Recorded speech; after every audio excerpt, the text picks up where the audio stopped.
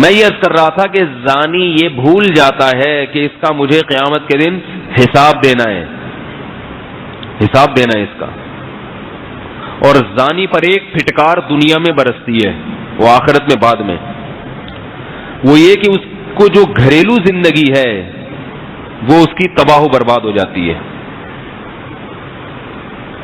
اپنی زوجہ کی طرف رغبت ختم، روزانہ نئے مزے بدلنے کا شوق، اس سے اس کی لائف کیا ہوتی ہے؟ ڈسٹرب ہو جاتی ہے، ذہنی سکون خراب ہو جاتا ہے۔ جو حلال پر قناعت کرنے والے لوگ ہیں وہ خوش رہتے ہیں، وہ دیکھتے ہی نہیں دائیں بائیں کیا ہو رہا ہے، سکون سے زندگی گزرتی ہے ان کی۔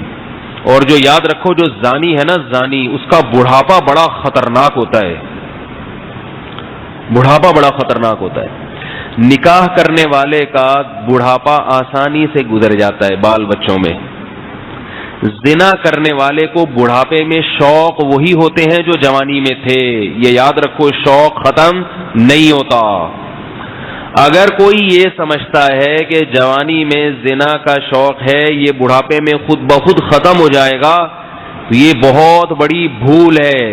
اگر بڑھاپے میں زنا کی خواہش ختم ہو جاتی تو نبی صلی اللہ علیہ وسلم کی یہ وعید نہ ہوتی کہ قیامت کے دن اللہ بوڑھے زانی کی طرف نظر اٹھا کے بھی نہیں دیکھیں گے۔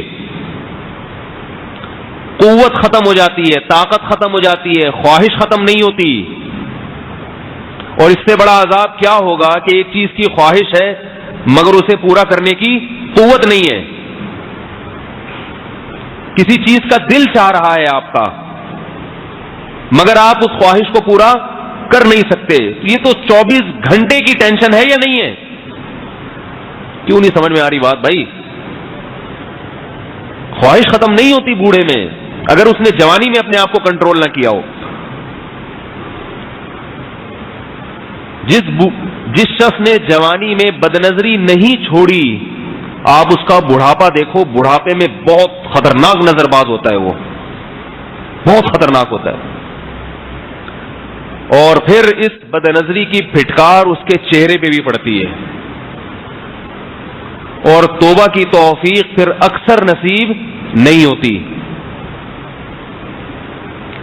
لوگ یہ سمجھتے ہیں کہ جوانی ہے تو بڑھاپا جب آئے گا تو خود بخود چھوٹ جائے گا، نہیں چھوٹتا، خود بخود اور پختہ ہو جاتا ہے، اور پختہ۔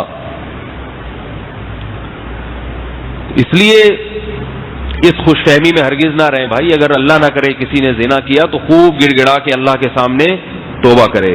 وَلَا تَقْرَبُوا الزِّنَا إِنَّهُ كَانَ فَاحِشَةً وَسَاءَ سَبِيلًا، فرمایا زنا کے قریب بھی مت پھٹکو، قریب بھی مت جاؤ۔